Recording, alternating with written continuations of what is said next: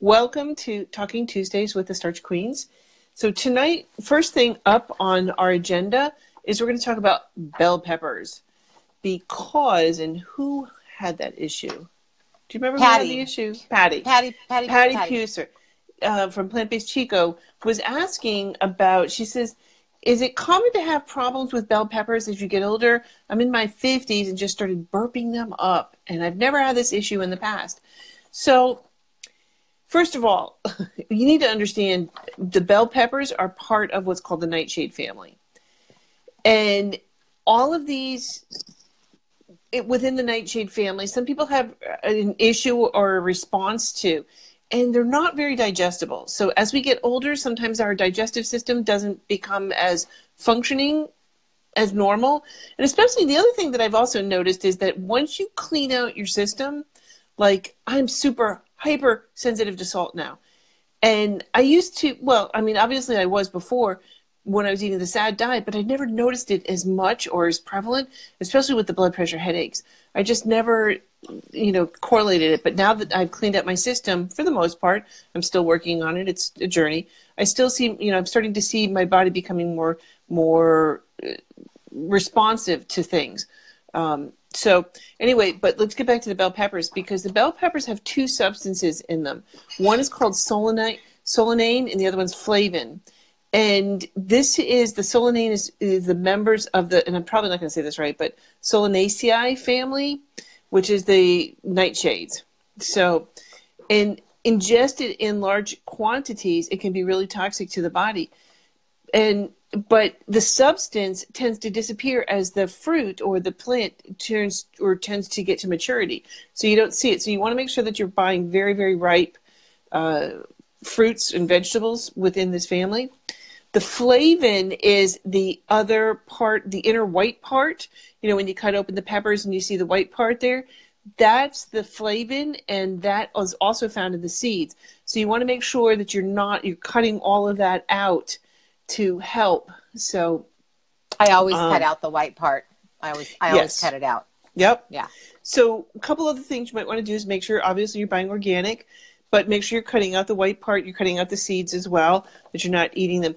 Some people like to take the skin off, which is where a lot of the issues are, is with the skin. So they'll put them into a boiling water, they'll plunge it in, and then plunge it into ice cold water to help get the skin off. So now, another thing that I've heard, and I've not tested this, but I've heard this, is that if you're having issues with a bell pepper, to cook it with a pear. So if you are cooking 3 bell peppers, maybe a fourth, maybe a half of a pear, cooked with that will help to not have issues. So there you are. Do you have anything that you would like to add to bell peppers? No, I think you covered it all. I just know that some people have developed a lower tolerance for them as they age. Like Nick, for example, my husband doesn't care for the green bell peppers. They make him more gassy, where the red and the orange and the yellow peppers don't. And having been in the organic produce business, we know that as the bell pepper ripens, then they change in their what's the right word, Jean? Right. The chemical structure. The chemical structure changes. Or the makeup. The green bell pepper is when it is first developed, and as it ages and ripens, it goes from green to red. And so I find that the red bell peppers are riper, and the chemical makeup and the phytochemicals in them are more mature. I have no idea what the right word is for it, but I just know that they go from green to red, and when they're at their earliest stage in most potency is when Nick has the most problems with them. So we find that the more ripe the bell pepper is, the more easily digestible it is. So we hope that helps you, Patty. And Patty actually has a second question that she'd asked last week. Do you want to read it, Jean, or would you like me to? Is that about the hair or losing weight? The hair loss. Okay, so as I was losing weight, I was also losing lots of hair. I know this has been addressed, but I couldn't find the post. I take B12 and increase my fats, the avocado and nuts, and my hair loss has slowed, and so has my weight loss. So That's because of calorie density. yeah. Yep. But I found out a couple things, some nutrients that are really good for healthy hair and to help stimulate that growth of hair. One is, I mean, obviously the avocados, the nuts, the seeds, things like that, that's going to help, make it a glossy, the fats add to a certain part of Right. that. But a couple things, chia seeds are rich in calcium, iron, and the B vitamins, which helps, promote strength and healthy growth of hair. And it's a great source of protein, so your hair needs to stay strong and resist breakage, and also regrowth. Kale is another one. It's rich in iron and B vitamins that your hair loves. Not to mention, it's an alkaline food, and it helps prevent the acidity in the body. We talked a lot about that, especially in some of our webinars about acidity in the body. So an acidic body causes the body, or acidic, when you're consuming things that are acid and as a base, not as a base, but if you're consuming acids as part of your food that you're doing, it causes the body to break down, including your hair and nails. So kale is going to help promote alkalinity, and it has an incredible nutrient profile.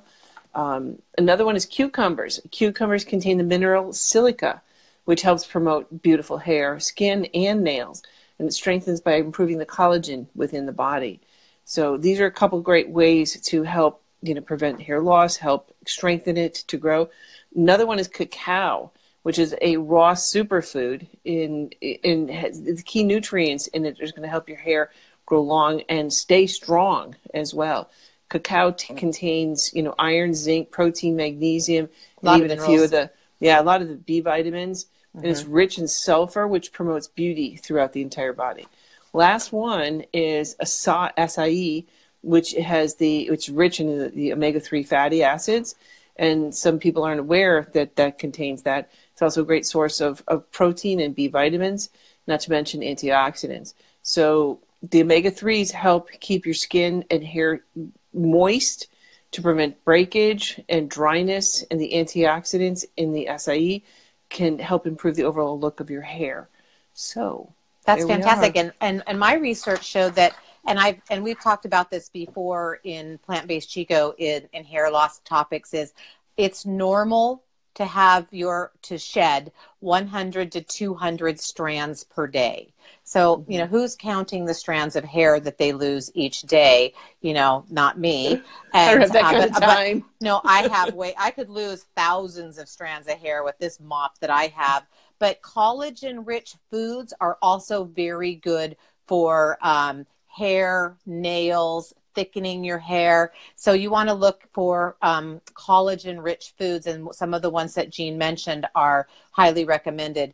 But Patty, the thing that you had mentioned too is about the weight loss going down is when you're eating those more calorically dense foods like avocados and nuts, you're adding anywhere, depending on how many you're eating in a day, you could be eating upwards of 500 to 600, maybe even as high as 800 calories per day.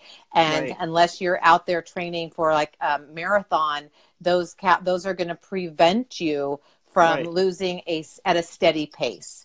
Super healthy, we love our nuts and seeds and way too much. Avocados. Way too much. I mean, they're fantastic superfoods, but when we're in weight loss mode, we have to use them sparingly, and then they would then introduce them back when we get to our right size weight. So collagen-rich foods, everything that Jean said, will help with hair loss. And when all else fails, make sure your thyroid's been checked, have your thyroid checked, and seek your medical advice with your doctor and have some blood work done to make sure that there's something else not going on. But nutritionally, these are the types of foods that we've researched that are great for overall hair health.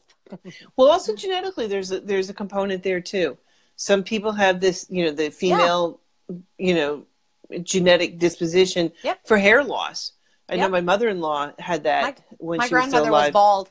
Yeah, my grandmother died at 99, and she had, just strands of blonde hair. She was Scandinavian, Norwegian. My dad was bald basically in his 30s. He had blonde hair. He wore it in a flat top, but that was very sparse. So he had early hair loss too. So, and they say that's genetic from the mom. Yeah. So anyway, great questions, Patty. We hope we helped you.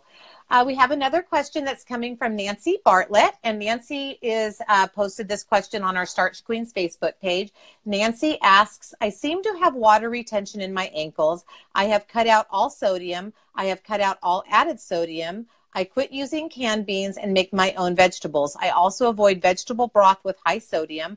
I am a self-professed saltaholic. What am I doing wrong? Where is this sodium sneaking in from? Mm-hmm. And so Jean's going to tackle that because she's hyper salt sensitive. But absolutely, yeah, we talk. Seems like every week we're talking about salt. It's not good. It's not good. Well, we got to have it. It's an electrolyte. We've got to have salt in our diet, but not added salt and not processed food salt. Exactly. Sodium. Yeah. And even still, I mean, when you start to look at it, the vegetables themselves can contain, and we talked about this in terms of, that was one of our posts in the Starch Queens, the educational program that we do. We talked about salt versus sodium and the whole idea behind that. But you need to have, you're right, we do need to have a certain amount of salt, but it's a sodium potassium balance that has gotten really out of whack within our system. I mean, big time. Because the big food processors are just, it's that bliss point, the salt, sodium, fat. They're just, boom, making it too hyper palatable. Absolutely. But they've thrown out of whack this relationship between sodium and potassium. They're both alkali metals in group 1A. And this is what's called cellular transport. That's how things get in and out of the cell. We've got this balance going on. But the foods that are so high, okay, you say you've cut out sodium from your diet, you're not adding it to your foods, great. But even still, like little things that we don't even think about, like, for example, condiments, like ketchup, or if you're using mustard. Oh my God. Until Nancy showed me Westbury has the no salt. Has the no salt mustard. But before that, I noticed myself, because I am an addict of salt. I love, love, love salt. Please do not get between me and a bowl of Cape Cod potato chips, because you will get hurt. Just saying. And I try not to put myself into that situation where I have those things. But I noticed myself, because I was starting to become really, I loved like a Dijon mustard. Oh my God. And I was just putting it on my potatoes. And I noticed, and I'm one of the rare people that actually gets a blood pressure headache. And I'm one of the rare people that gets this. And I know when I've eaten something with sodium in it. And I started getting the headaches after eating my potatoes with a little bit of mustard on them. And I'm like, what? Really? Why? What's wrong? And I looked at the back of the mustard. Oh my God, there was so much sodium in that. If you're buying, I buy the fresh salsa that's got, usually around here we have local stores called Stop and Shop. Then they have fresh organic salsa in there, or my local health food store will carry it. And I started eating that, and I was like, oh my God, this is great. I put it on top of my potatoes, on top of my rice. And then I noticed I was getting a blood pressure headache, and I was like, really? And I looked on the back, and I should have, because I just looked at the ingredients to make sure that they were okay. And then I realized how much salt was in it. And I'm like, okay, I can't have that. I mean, I have to make that myself now. Because and the sodium is getting in those kinds of things, like in condiments, and even in the vegetables themselves. So you have to be careful. There's certain ones like celery. Celery is high in salt, so you got to be careful about that. Yep. So celery, spinach, and so Nancy, basically, sometimes you got to take it to the next level. You got to be, Sherlock Holmes. You're looking at your beans with the sodium. Whole Foods has a great brand of no salt beans, no added salt beans. They're very good. You can order them on Amazon, no salt beans. But you got to, like Jean says, you got to narrow it down, refine it down to condiments, pickles, sauerkraut. Where are you finding these hidden sodiums? And as we were working through these things with my husband, and also like when somebody just mentioned in the comments, exercising helps. When you're working up a sweat, it does help with edema, but salt, if you're hyper salt sensitive like Jean, you got to really take it to the next level with looking at condiments. And Well, also eating out. I mean, if you're eating out at all, it's one of the worst things that you can do. I suffered one of the worst blood pressure headaches ever because I went to a restaurant and I made sure that I just had a cup, 8 ounces of black bean soup. And I made sure it was vegan. I made sure there's no oils added, blah, blah, blah. I forgot to check the salt. In that one cup was like 57% daily nutritional requirement of salt. I wouldn't eat that much in a month. Never mind in one cup in one sitting. I didn't even make it out to the parking lot. I thought my head was going to split open. Wow, you're sensitive. Well, Nancy's saying that she doesn't eat out. So Nancy, the next level of recommendation is you need to check with your doctor, have your kidneys checked. It's always good to talk to your doctor about these. If you've really, truly omitted the added salt from your diet in the form of processed food, canned foods, condiments, and you're still suffering from edema, you need to go and have kidney functions checked and have a blood panel done and touch base with your doctor. Well, something else to research is Walter Kempner and the rice diet, okay? Because basically he's gotten people that were super, super sensitive to salt just by eliminating the salt and going for a very, and the rice diet has been somewhat modified since he introduced it because he was using things like white rice. We know better now that it's, the brown rice is better and, things like that. So the rice diet has been somewhat modified since Walter Kempner's days. But he's got a phenomenal amount of research. He was at Duke University and was able to completely revise people with high blood pressure, get kidney functions back to normal, and take care of things like swelling in the body. So make sure that you are a super, super ingredient detective to make sure that you're not getting salt in other places, and also avoid high salt foods, high salt vegetables. Yep. And also there are other tricky terms and words for sodium in the ingredients level of ingredients list of processed foods, because they're getting more, what's the right word, Jean, where they're calling, like sugar, they're calling it natural flavoring. So sodium, they're calling it other things other than salt. So what about the high fructose corn syrup? They're now saying that, go ahead. That should be illegal on the high fructose corn syrup. They're calling it natural flavoring now, and they're not calling it high fructose corn syrup because the corn industry threw a big fit in government, and now they're putting it back in to food, and this is going to go right into our children's food. And don't get me started on that. We've got a lot of questions to answer tonight. We'll bring that topic up another week.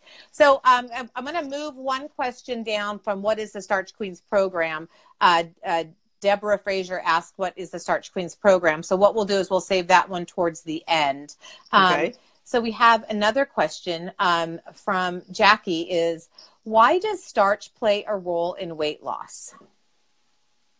That one's yours. Take that. Go, girl. I love potatoes. And Howard's asking, what is the best food for hypothyroidism? I tested slightly positive in my labs. Howard, we'll get to that one. I was also hypothyroid, and so I can talk to you about that. It's plant foods in general. You're doing the right thing the way you're eating. So why does starch play a role in weight loss? Well, Dr. McDougall teaches us, if you have read the book, The Starch Solution, and you make the connection between having weight loss through nutrition versus a diet. We know that diets don't work. So a whole food plant-based lifestyle encompasses all things that are not animal-based, no animal-based, no dairy. And we also really want to limit, in a whole food plant-based lifestyle, we want no oil, we want no added sugar, and no added salt. And so people say, well, then what do you eat? Well, we say we eat everything else. Everything else that grows from the ground comes from a tree. Grass clippings, right? Bark. That is the stigma that we have, and it's so far from that. Although I bet there's probably some tree bark out there that has been tasty, but we don't eat tree bark. So potatoes and rice and starchy foods, they have what's called they trigger the starch receptor, and that starch receptor in our stomach and brain causes satiety, and it causes us to feel full. And when we follow a calorically dense eating program where we eat foods that are lower in calorie density and higher in nutrients, then we're consuming less calories. And potatoes and rice are in the 350 to 400 calorie range per pound. And a pound of potatoes, a pound of rice, that's a lot of food. And you're going to get in a food that's going to fill up the volume of your stomach at a lower calorie impact with no fat. There's no calories from fat, and these are going to fill up your stomach. And who doesn't love a big bowl of mashed potatoes and gravy? And that's going to make you feel full. And then you're not going to be seeking something else, because, like, say you get a 5-ounce filet mignon that's about this big, but it's laden with saturated fat. You're going to be a half an hour later, you're going to be going, what else? I got this little tiny bit of fat and meat in my stomach. That's not going to fill you up, and it's not going to trigger the stretch receptor in your stomach to tell your brain that you're full. And the volume of food in your stomach isn't going to be there. It's not going to have anything to digest, so you're going to be hungry. So that's why one of the main reasons potatoes, rice, complex carbohydrates are so good and health promoting and weight loss promoting is because they trigger that stretch receptor in your brain, and they're full of vitamin C, fiber. They're very good for you. So when you combine those types of starches with vegetables and fruit and leafy greens, your body heals. When your body's healing, you shed weight. The weight releases, and I'm testimony of that. I've released 105 pounds. Jean's released almost 105 pounds eating comfort food. I mean, we're talking waffles, pancakes, potatoes. I mean, we're getting away from it. But again, the more of those types of higher calorically dense foods that you eat in a whole food plant-based weight loss or lifestyle is going to slow your weight loss down, but you're still going to lose weight. It's a wonderful question. Jean, what would you like to add? I had 2 points that I was going to add, but okay. They'll come back to you. Oh, get those synapses going. I'm firing them up. The one thing that I want to point out is, hi, Jody. Dr. McDougall talks about all successful populations in terms of history have survived basically on starches as their center point. So all successful populations have had this as a centerpiece, period. And the other piece that I want to point out is in terms of the macronutrients, there's 3 you need: carbohydrates, fats, proteins. Carbohydrates is the majority of, that's your fuel. It's what your body needs to run on. Oh, you feel so good when you've got all those complex carbohydrates. And glycogen, your brain needs that. Your brain needs energy.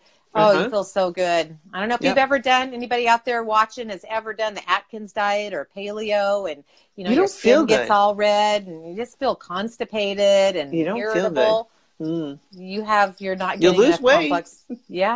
For a short period of time. Yeah, it comes back with the vengeance. It does. I want to jump back into Nancy Bartlett's question, because I had another thought. One thing, Nancy, that you can do is, obviously there's something in what you're eating is causing. There's something. So what you can do is do what's called an elimination diet. And Dr. McDougall talks about that on his website, drmcdougall.com. And if you just type in the search bar, elimination diet, you can see that. But basically what you're doing is you eliminate everything. And then you just focus on one food. Like, say, start with a potato.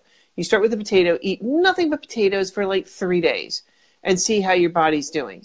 And then after that, you add in one food at a time. Okay? That's great for allergies too. I mean, and so what you're doing is finding out what is going to cause it. And then what happens when you find out, oh my God, I've got swelling in my legs. Oh, what did I eat in the last 24 hours? And journal it. Write a journal. Exactly. Make a journal. Very, very, very good advice, Jean. That's a fantastic advice. I had an epiphany. Something's getting in there. We have that spark every now and then. I know. My neurons were firing up. Awesome. They were. Awesome. Okay. Okay. What's If next? everybody's watching, we would appreciate it if you would share our live broadcast on your Facebook Please. page so that we can reach more people. We would appreciate it. We want to get the word out there about healthy plant-based living and lifestyle to as many people as we can get. So, all right. Our next question is Lanny. Lanny. Okay, Lanny, your last name is a tongue twister for me. Can you pronounce it, Jean? Nope. Lanny Natuik? Oh, you're going to have to pronounce it for me, Lanny. But Lanny asked the Starch Queens to share the various plant-based doctor specialty and if any have reversed disease through a plant-based lifestyle. Her question comes from Dr. Brooke Goldner's webinar on plant-based healing. So we love our plant-based doctor luminaries, and I want to do a shout out right now to Dr. Ted Crawford. Dr. Ted Crawford is watching. Dr. Ted Crawford was in the wonderful documentary Eating You Alive that just was shown nationwide this past Thursday. The second release was phenomenal. Loved it. Absolutely loved it. At the end where they added the 10 steps to implement the 10 steps to implement a plant-based lifestyle was wonderful. Very good for the audience to see that. I can't wait for it to be released on Netflix or get a DVD. It was excellent. So, Jean, do you want to go over part of the doctors? And I can go over part of the doctors, who they are, what McDougall, he's an internist. And but real quick though, Lanny, Dr. Brooke Goldner, she is, she was also in the movie Eating You Alive, and she had severe lupus. And she has now a program and wrote a book about reversing lupus. And so she's a doctor now that definitely has her testimony of following a plant-based lifestyle, and her lupus is in remission. I don't know if you saw the documentary Eating You Alive, but it is a good one. And so, Jean, what would you like to add? I mean, we've got Dr. McDougall had a stroke when he was at 18. Mm-hmm. Yeah, at 18. Natchuk. Oh, Lanny pronounces her name Natchuk. Okay. Well, there you go.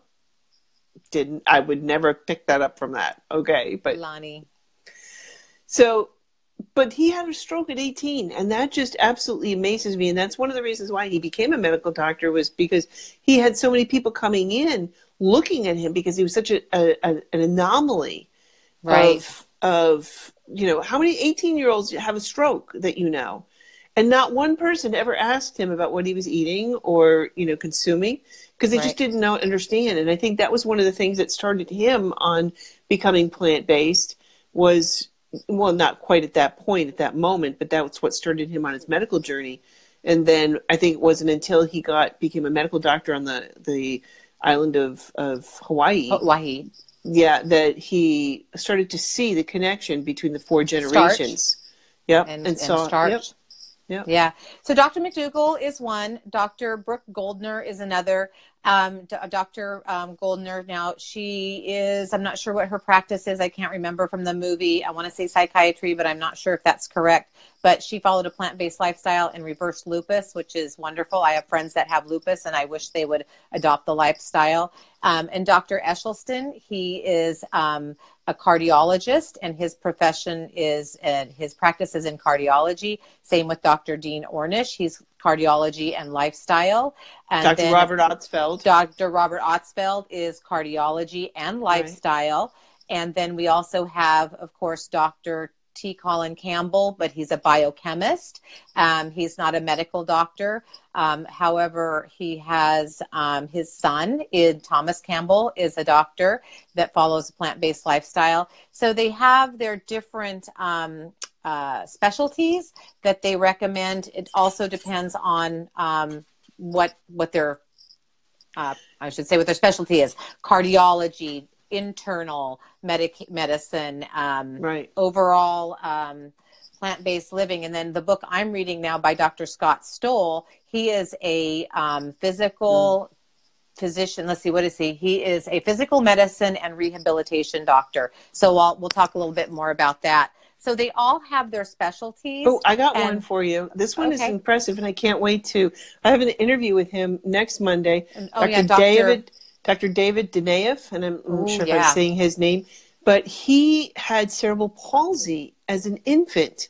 And I can't wait to hear his story and how he overcame that, especially because his parents didn't want to do surgery, which kind of saved him from being in a wheelchair all of his life.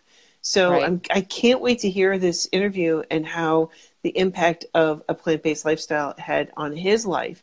And then Right. he, in turn, was the doctor for Brooklyn Borough President Eric Adams, who Right. was severely diabetic, and his mother was too. He was at the Right. point where he was starting to go blind, and he also had severe neuropathy in his feet. Wow. And was having a hard time walking. And if you look at him now, he looks like a rock star. I mean, Wow, he's that's amazing. He is Awesome. absolutely, yeah. That'll be absolutely. a great interview. I can't wait to see your interview on that. And then we have Yes. also Dr. Joel Kahn, Yes. America's cardiologist, and Neil specializing in Bernard. cardiology. Dr. Neil Bernard, specialty in psychology and lifestyle, plant-based lifestyle medicine. Diabetes. And so those are, so if I was diagnosed with diabetes, I would be buying Dr. Barnard's book. If I was diagnosed with heart disease, I would be buying Dr. Caldwell Esselstyn's book. If I had another type of autoimmune disorder like lupus, I would be looking at Dr. Brooks' book. I'd be looking towards Dr. McDougall. Yeah, Jean? Another one that a lot of people don't know or hear about is Dr. Max Gerson. And he was phenomenal back in the 30s. First, he started with what he called the Migraine Diet, and he created, because he had such severe migraine at that point in time, they didn't have medications. Right. So he did basically an elimination diet on himself, and he started with apples for his elimination as the base starting point. Right. And that's all he ate was apples for, like weeks. And then he started adding in one food at a time until he figured out what his migraine triggers were. Right. And his diet was so successful. Basically, it came out to be a plant-based diet. And he was so successful with that, he started giving it out to his patients once he became a medical doctor. Yeah.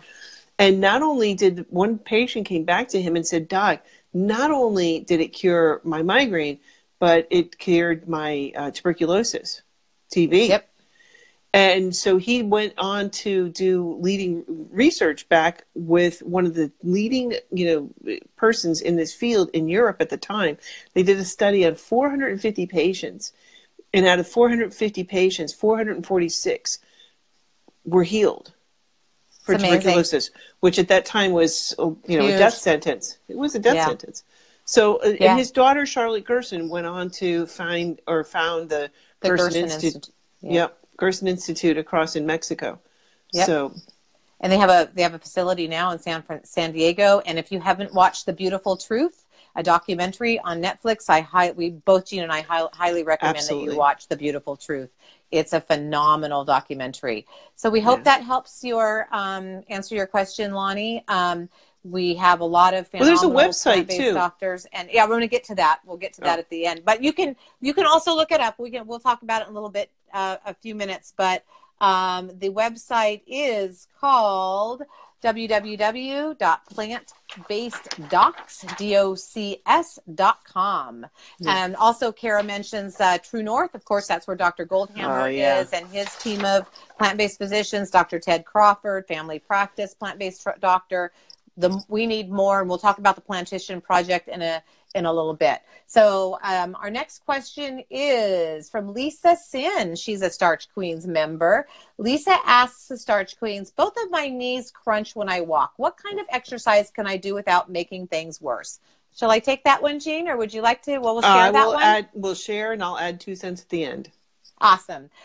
So I have what I call a trick knee, Lisa. My horse kicked it when I was about 15. It was an accident. He got caught in the horse trailer, and my kneecap went around the back of my leg. And so my kneecap never fully recovered, and it drops a little bit. So I have a clicky knee as well. And every now and then it locks up, but I still run. It doesn't prevent me from running. I just run slow. So if you're bone on bone, which I'm kind of guessing that you might be, that first, have you talked to your doctor about knee replacement surgery? So that would be, I'm sure that you probably have. But you're asking about what you can do to not make it worse. So number one, my recommendation is swimming. So you can use swimming, water aerobics, yoga, chair Pilates. These are all types of low impact activities that don't require any impact from, your feet and your knees. So anything in the water is fantastic. Water aerobics is one of my most favorite exercises, and swimming is phenomenal. Yoga might be a little bit rough because a lot of the poses you do have to bend your knee and have a lot of flexibility in the knee. So if you've got some bone on bone issues with the knee, yoga would be questionable depending on your ability to hold yourself up and bend your knee. I have a hard time with yoga with my right knee because it's still kind of like stiff even after all these years. So I can't get it in that full flexed position. Like I can't sit on my knees with my right knee. It just doesn't go down far enough like my left knee does. So I have to treat it differently. So yoga is a little bit tougher. So I might kind of rethink that one. Water aerobics are great. Water aerobics are fun, and there's really no impact on the knees there. And that's my recommendations. Jean, what are yours? I have it's called a Gazelle Strider.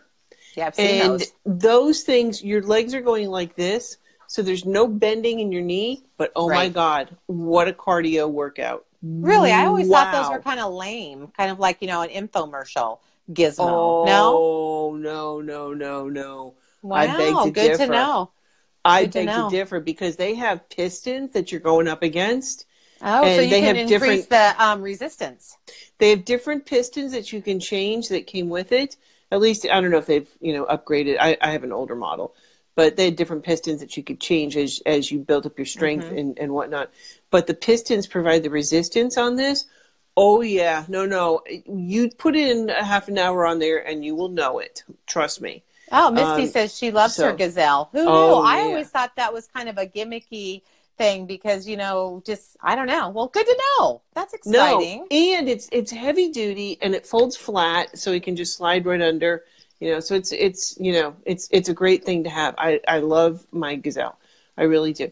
The other thing that I was going to recommend is I sit typically on a ball. This is a balance ball, and I sit on that, and that is my go-to. And I do a lot of exercises, and throughout the day I have one at school that I sit on. The kids make fun of me. I really don't care. So actually, they think I'm kind of cool. Some do. Some think I'm like a nerd, but whatever. So, but I do a lot of exercises, especially like when the kids aren't there. I'll take 15, 20 minutes and I'll do a workout on my ball. And half of the exercises, you don't need your knees. You can just lay back and you can do stomach crunches. Oh, yeah. So, there's just so many things that you can do. I love my balance ball. There's so many things. You can get, we recommend that you get one of those resistant bands, and you can actually slide it underneath the band. And this is something that I did with my physical therapy from my shoulder surgeries that my physical therapist had me do, is just take a can of peas or a can of corn, and you put your arms straight out and just lift them up overhead. Do some arm extensions. And these are all things that you can do on a balance ball that's building your core muscles. So great suggestion. I have to laugh at Misty. She said the first time we used it, we couldn't walk the next day. Our calves were so sore. It's true. That's awesome.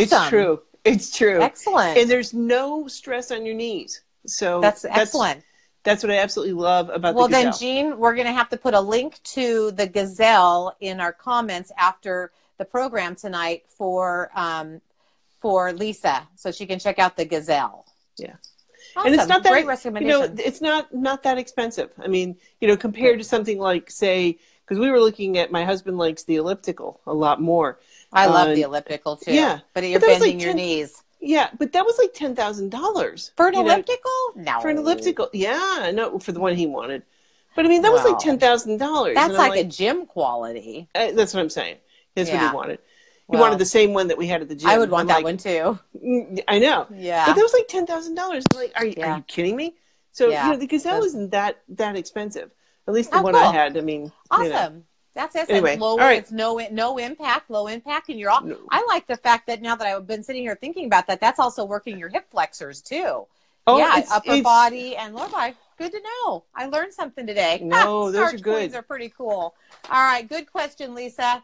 We want to see pictures of you on your Gazelle. I can't wait to see Misty posting her pictures. Yeah, All no, for right. sure. Exactly. No, I remember the Okay. first time I did mine too. Yeah, no, I was like the next day going, ow.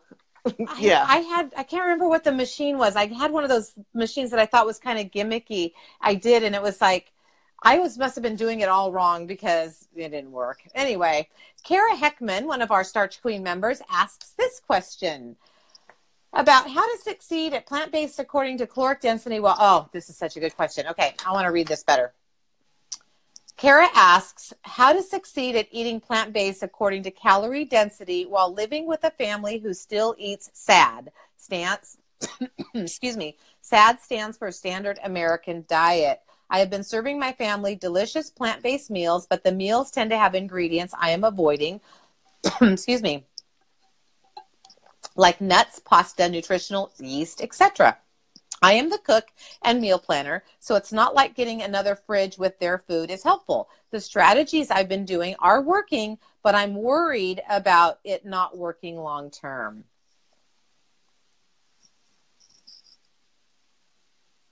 That's the question. She's wanting advice on how to, Jump in. How to jump in. You were excited about this. I think it's a fantastic question. It's an amazing question. So I'll tell you how it would be in my house if my kids were still living here and I was the chief cook and bottle washer and making the meals.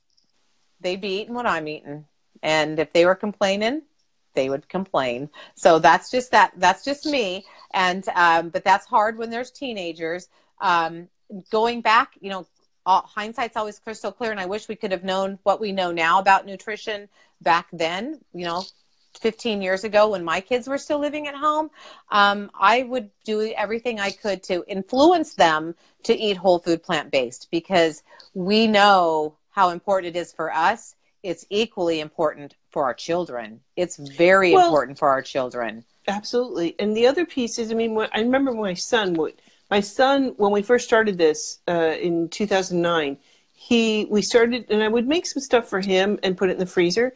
And it got to the point where he started really liking the foods and we started eating more of my food that I had prepared in the refrigerator. And he was like eating my stuff. So then I just started preparing more. But I got him involved. He would have his girlfriend come over and I would say, okay, why don't you guys cook? Instead of like having them sit there and play video games, I'm like, okay, why don't you guys pick a recipe and make this and make something? And so they had fun cooking in the kitchen and, hanging out and whatever. And then they prepared a great meal. So they got into it and they got into the cooking aspect of it. So I say get your kids involved in the cooking aspect of it. That's very important. Yeah. But even still, if you're making like a dish that's got high caloric density, foods, you can make two, like one that does not use the high caloric density. Like, for example, let's say you're going to make the Mexican lasagna. And I think Susan Cooper was talking about this because she really liked this recipe. And she's like, can I use the corn tortillas? And I'm like, no. So she says, but you could just make that and just layer it up without the corn tortillas. And I'm like, now you're talking. Use potatoes. Or use potatoes, something like that. And use rice as your layer in between for the corn tortillas. So there's, ways around it that you can make, like the Mexican lasagna, make one dish for your family, but then make a separate dish for you so that's lower caloric density. So you're using you're using the same ingredients, but just modify it slightly for you, so that you're not having, that dish that's higher caloric density. But you do want to get your family involved in the cooking process, get them involved into looking at like some of the Plant Pure Nation, the Plant Pure Nation cookbook by Kim Campbell or the Plant Pure Kitchen by Kim Campbell. Those to me are two of the best cookbooks out there. The pictures are phenomenal. I'll add a racy edge. I really like Thug Kitchen. I really like Thug Kitchen. It's such a great, it's a cookbook. It's a recipe book. It's vegan. Okay. They do use oil, so you got to omit the oil from the recipes. But your kids, I don't know. If they're teenagers, they might get a kick out of some of the recipes and the language. It's just kind of fun and it's trendy. And so, lighten the atmosphere in the home. Don't say, it's like we're going to have mom's vegan food again. I love Jean's recommendation on engaging them in the kitchen. find something that's intriguing to them within the lifestyle. If they're old enough, maybe have a burrito night where you're going to all sit around and watch Forks Over Knives, and just educate your children. Because like I said, if I had a time machine, I would put my entire family in it. We would go back in time to when they were children, little kids. I would change everything about the way we fed our children if I could. So I mean, I truly, Kara, that is my biggest recommendation, is to start them now in this way of eating, because there is so many other issues in our society with fast food being we're inundated with advertising, and lay that foundation now. Kara says she's got those books. We'll look for the Thug Kitchen. These are the things that really help kids learn. And if they feel like they're part of it, then they'll eat it. And we don't want to feel like we're isolating the children and the teenagers. We don't want to make them feel different. But as soon as they can have buy-in, it makes all the difference in their nutrition. And especially doing something like barbecue wings, where you can still have a wing dish, for them. And then you can just have steamed cauliflower. You can just take the cauliflower and just put it in or baked, as you're putting it in, perhaps with a little bit of barbecue sauce. Yeah. So there's it's hard. So again, swap out, make modifications in the recipes, and just, load your home up with fruits and vegetables. And then the books, like Jean was saying, the Kim Campbell's recipes, Thug Kitchen, make those casseroles. We made the taquitos from Thug Kitchen, and I am not kidding you. I don't know of any carnivore out there in this world that wouldn't love those taquitos. They were baked and they were phenomenal. The seasonings are really good. So that's our recommendation, and do the best you can. We know that it's stressful being in a home where you have both people who eat whole food plant-based and people who eat the standard American diet. It is a struggle. There is no doubt about it. But the more you can get buy-in from them, and the more foods that you can make that are for them. And always keep in mind too, that if it's going to be a battle in your home, that you don't have the energy to make something twice or modify the recipe, but it's going to be plant-based, then it's better to have a higher calorically dense plant-based meal than to have standard American meal. Always weigh on the side of plant-based. So even if it has a tortilla in it, okay, so you're going to have a few more calories today, but the family's going to be happy. Mom's happy. Mom didn't work herself to the grave in the kitchen that night. So, find that 80-20 rule, that happy medium where maybe 4 out of 7 nights,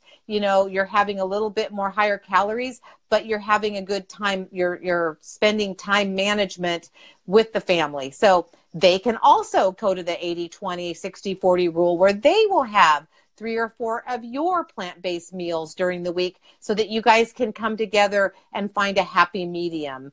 And involve them in the recipe decisions and the meal planning and the menu planning, and they truly will start buying in if they feel they have a voice in it. That helps. Yeah, and especially like making in the show that I do with Kim Campbell, Plant-Based Living with Kim. She came up with she showed me the fudge pops that she makes. The fudge pops she makes, and I make like a pina colada fudge pop, or not a fudge pop, but a pina colada pop. And she showed the forms. You can just get them on Amazon. And I pop those in the freezer. Oh my God! Well, my husband eats those all the time. That's one of his treats when he comes home in the evening. Awesome, and it's so healthy for the kids, and the kids love those things. So, I want to go back. Somebody asked, Teresa asked, is there a formula you use when you build a meal? I'm not quite sure what you mean by that. A formula that you use when you build a meal. I have an idea. Are you thinking, Teresa, about how you build a plate, or are you trying to get the most macronutrients or micronutrients in a meal? For weight loss, the rule of thumb is you want to sequence your meals. So the idea is you start with a salad, a good sized salad, probably 3 or 4 cups, maybe more. So you want to have a big salad with lots of leafy greens and vegetables, raw vegetables in there. Really make that salad hearty, because it's still only going to be 100 calories as long as you don't put a bunch of nuts in it, and a salad dressing that's a nut, cashew, or walnut base, then you're still going to be about 100, 150 calories. So you start with a big salad that's full of micronutrients. And that's the whole driving point with this healing and weight shedding, is the micronutrients. That's where you want to get those babies in. And then the next meal, the next course would be a vegetable soup. So you're getting some starches, like some carbohydrates in there from, maybe it's a rice-based soup or a sweet potato-based soup or a russet potato-based soup, and have your next meal be a soup. So now we've got the micronutrients from the salad and the greens and the roughage, and then we've got some macronutrients. You probably have some beans in there. So you got some beans and some potatoes in your soup. And then you might still be hungry, and you're going to go to the third course, which could be like a casserole that is more calorically dense, like Jean talks about the Mexican casserole that has a couple layers of corn tortillas in there. Or you'll have the taquitos that I was talking about.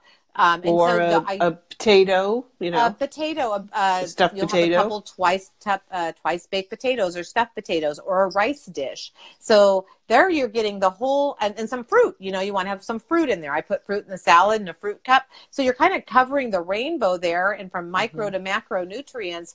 And then on your plate, you've got like half the plate with salad and roughage, and then you've got your like a third of the plate or a quarter of the plate's got your soup.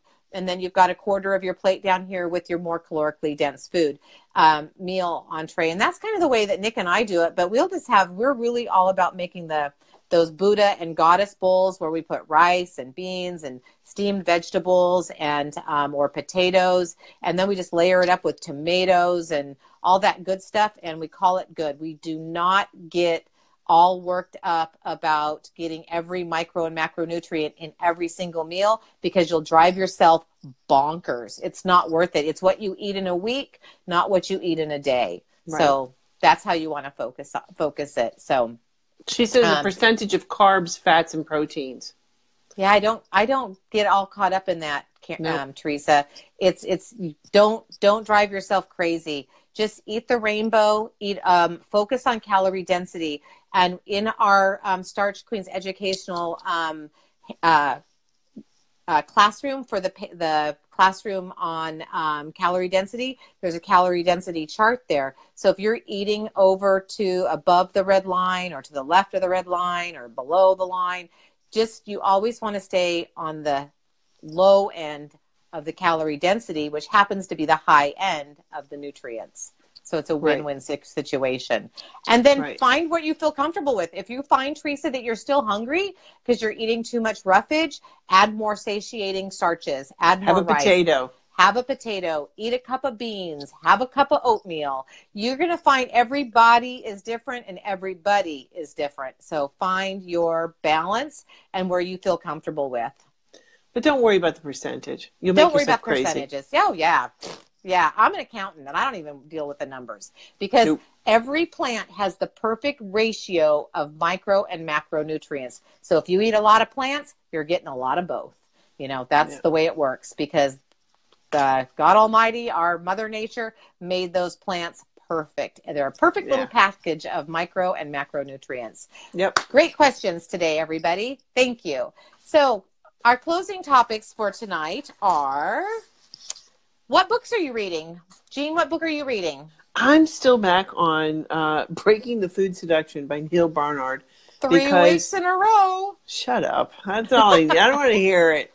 Because I go to bed and I because the only time I have to read is just before I go to bed. And I'll be holding the book. I know, right? And I'll hold the book up and I'll be going and the next thing I know, the book is falling on my face. And, you know. And he is, his very detailed reading. Oh yeah, it's very detailed, and plus, I'm looking to. This is the next book I'm going to be doing with a series with him after I finish Power Foods for the Brain. So I am very prepared. I research everything about this book. I research the information. So I get it in my head. So I have to wrap my head around it big time. So, I reread things like 4 or 5 times, you know. Oh yeah, so, yeah, I do too, because I want to really burn it into those I do. brain cells. I want to do a shout out to my friend Lisa Mason. She's my accountability partner in my Tasty Life cooking and coaching training program. Lisa just says that she just finished Dr. Barnard's book, The Cheese Trap. Whoa, that's a mind blower. You'll never eat cheese again after you read that book. Woo! Yeah, well, Kara says she's rereading Whole, another fabulous book that puts that brick foundation of your whole food plant-based lifestyle. Is great book by Dr. Colin Campbell. Well, Lisa, I just want to tell you, I don't know if you know that I did a series with Dr. Barnard on the cheese trap. So if you go on to starchqueens.net, go under videos and scroll down, there is a 5-part series with Dr. Barnard based on the book, The Cheese Trap. So I break it up into 5 different sections, and it's quite detailed, quite specific. It'll blow you away. So do take time to do that. Yep. Yeah, and if you guys haven't read Dr. Furman's book yet, Fast Food Genocide, another just I know. I mean, especially if you kids out there who are watching that are of the what's it called, the childbirthing age, you need to read Fast Food Genocide by Dr. Furman. It's mind blowing. All right, well, I'm reading a new book. I just love Dr. Scott Stoll, and I just, and after watching the second release of Eating You Alive, I was doing a little research on Dr. Scott Stoll. He's an Olympian, Jean. Did you know that he was an Olympian bobsledder?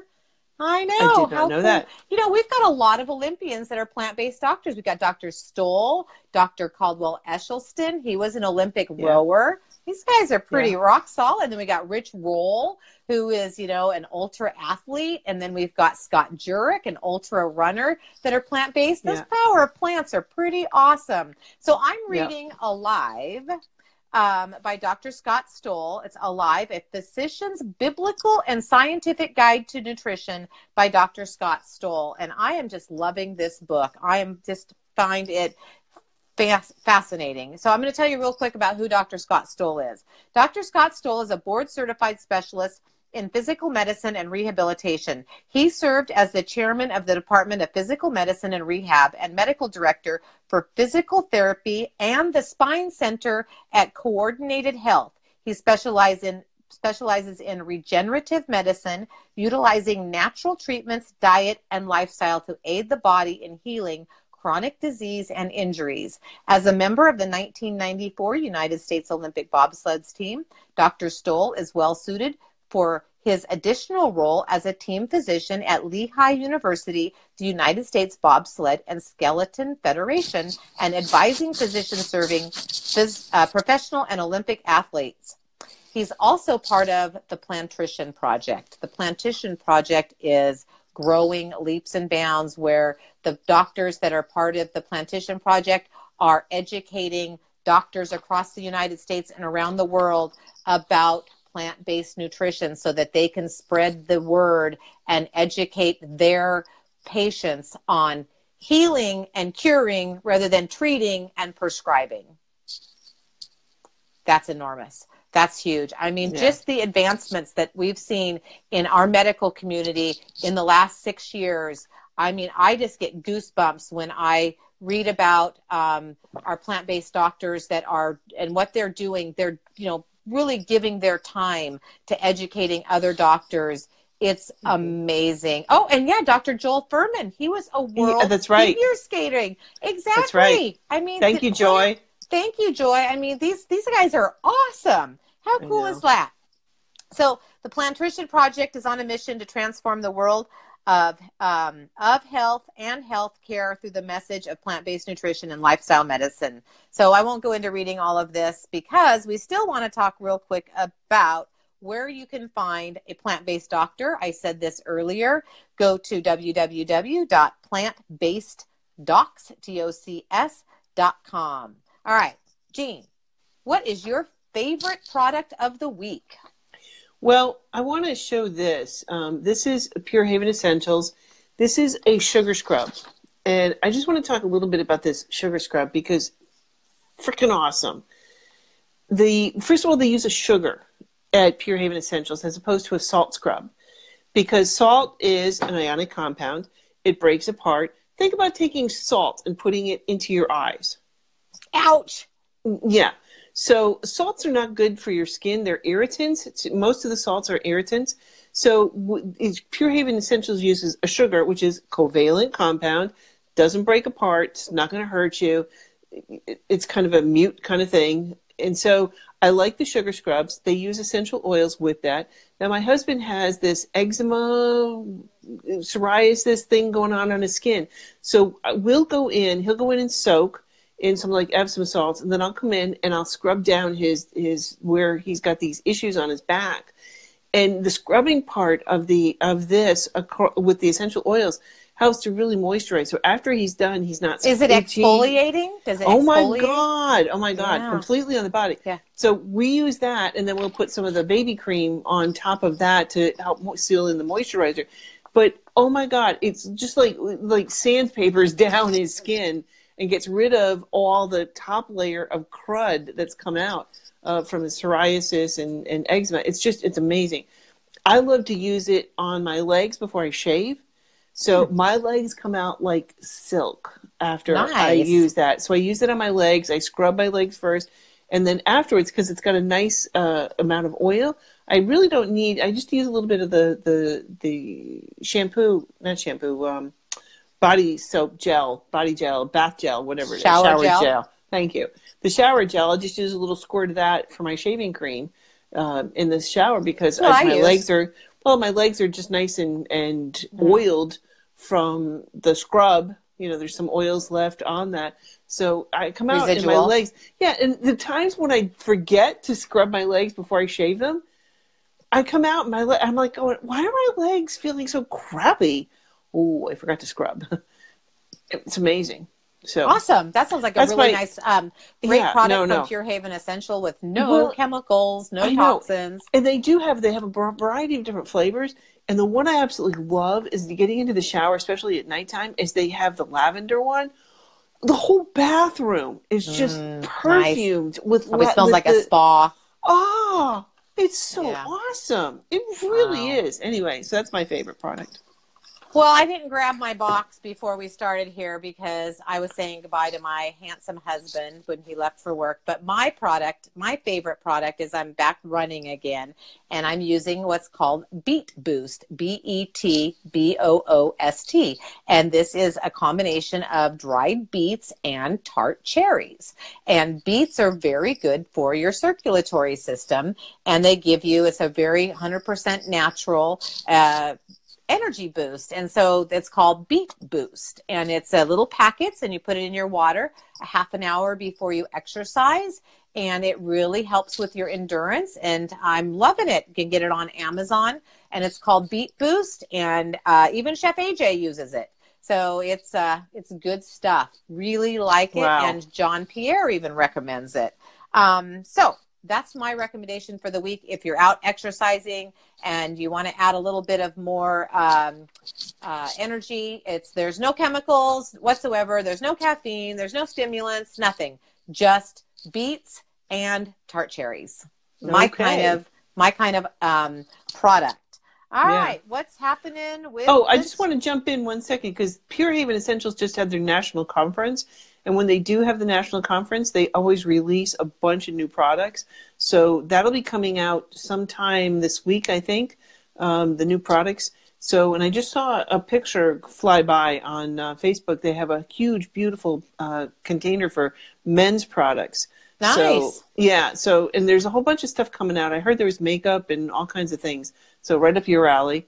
My favorite thing. And chemical free, even better. Absolutely. All right. So real quick, what's happening in the Starch Queens weight loss and lifestyle program? Well, the month of April, we're doing a 29-day refined grain challenge. So what we're doing is we're wanting to omit flour from our diet for 29 days. And it's kind of going back to the purpose of this challenge is to help our members of the Starch Queens program get underneath food. And so it's kind of an elimination program, because until we can remove the salt, we'll remove the sugar and remove the flour, we don't know how we're reacting to them as far as food addiction goes, cravings go. So we're removing that element this month. And I'm thrilled at the comments we're getting in our group and in our classroom on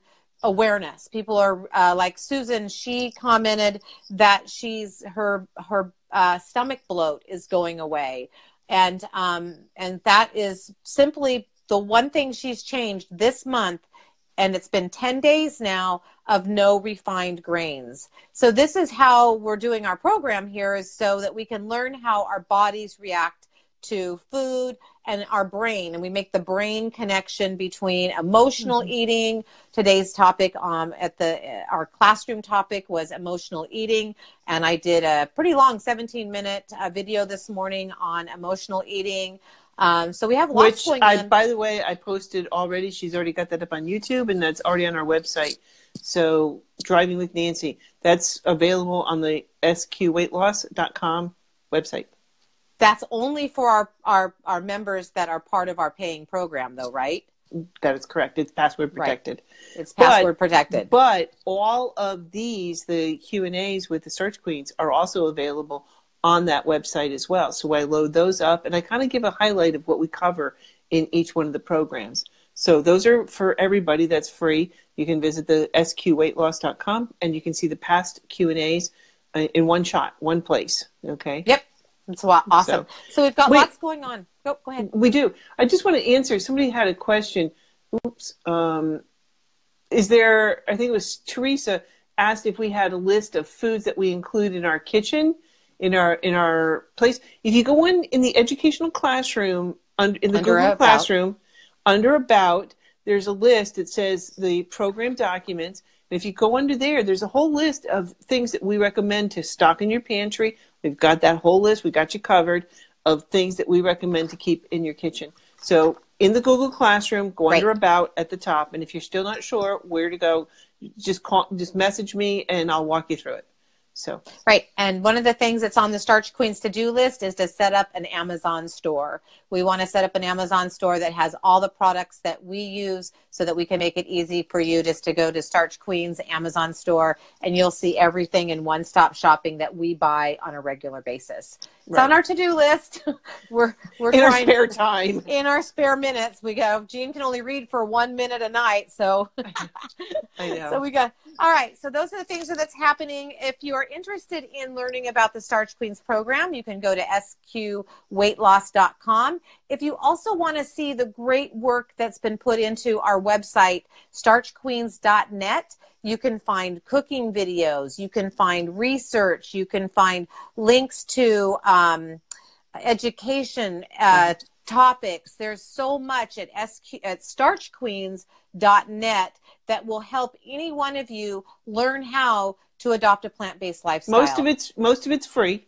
Most of that stuff is out there. It's free. It's free. And I got tired of, a couple of years ago, I spent like a spring break building this website, because some people go on vacation. I just build websites. So, but I got tired of people saying, well, could you tell me what website to go to for this and that? And I'm like, okay, just go to starchqueens.net, because I put it all in. It's one-stop shopping to find resources, videos, information, shows. Cooking videos. Yeah, everything. You name it, it's there. It's all there. Yeah. All right. And if you're interested in our weight loss program, you can, again, go to sqweightloss.com, and you can just simply sign up, give us your email, and we'll include you in our email program that we haven't developed yet, that we're working on. So you don't have to worry. We're not going to spam you, we promise. But you can get a whole day's worth of delicious Starch Queens recipes for just giving us your email address. That's been tonight's Talking Tuesday. We hope everybody has a fantastic week. Wait. I got to get into one more thing. I want to just say, I just want to put in a thing about our weight loss program. Because it's not just a weight loss program. Lifestyle. It's a lifestyle, but it's also a huge educational program. Anybody that's been in the weight loss program, we have a daily topic Monday through Friday, And then not only do we do that, but then we do the Q&As, and we take our members' questions first. But then on Wednesday or Sunday nights, we do a webinar, which is absolutely, I do research and I'll blow you away on the topics. And we do that on Sunday nights. And if you're not there and you can't come or participate, they're recorded so that you can watch them at your leisure.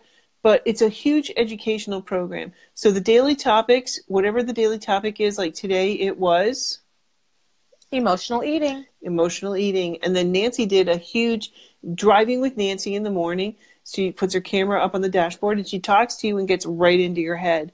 So it's not just about weight loss. Yeah, anybody can talk to you and show you the diet, what to do, blah, blah, blah. That's the easy part. Yeah, but it's all about educating you. And that's what, I'm a big educator, and I want to teach you about this lifestyle and how to make the right decisions. And Nancy is there. I mean, she's an amazing coach and helps to get right into your head about why. I mean, why did you eat that? Why, what was this trigger? I mean, we talk about food triggers. We talk about food addiction because that's real. That is real. And I'll be the first. Yep, I'll be the first to go, hi, I'm Jean Schumacher. I'm a food addict. Me too. Yep. Yep. But we've been doing it long enough that we can help you. And that's one of the things about our program too, is that you don't just for a nominal monthly fee, $27.95 a month, you get all that, and you can reach Jean and I at any time. And we are always available to our members for coaching, because our goal is to help as many people as we can, because we want everybody to find the health that we've found, and it's doable. We can help you get there. And it's it's a journey. It's ups and downs. And it's all of the things like we're doing with this, this refined flour challenge this month, is so people can learn their bodies, learn what foods they're sensitive to. And we do this and we try to make it a little bit fun, and we talk about it and we share, and we're not alone in this. We don't want anybody to feel that they're alone on their journey, because we've been there, we've done it. We're still learning from our bodies as well, but we're a community and we're doing great. So we're really excited about it. And we hope that anybody that's listening would be interested in joining. If you want to help, we'll take anybody that's from the standard American diet, and the next day they can jump right in and we'll start guide you through. And it's all about getting healthy, because we keep telling you the weight releases as you really hone your skills in calorie density and plant-based living. And making the right choices. Yep. All about and getting in here and getting underneath that emotional eating. Yep. All right. High everybody. Five. High five. Yeah. All right. Everybody be sure and share, Jean. Save and share. And thank you all. Before we end, if you wouldn't mind sharing this on your Facebook page, the Starch Queens would appreciate it. Have a great Also Tuesday. in groups. In any other groups, plant-based groups, if you can share it in there, that would be amazing. We would greatly appreciate it. So. Oh, and thanks, Trish. Thanks, Trish, for recognizing us as advocates for this lifestyle. We love this lifestyle. Thank you so much. Thank you, everybody, for all the compliments. Jean and I truly are humbled, and we appreciate everything. So have a great evening. Night, John Boy. Good night, Mary Ellen.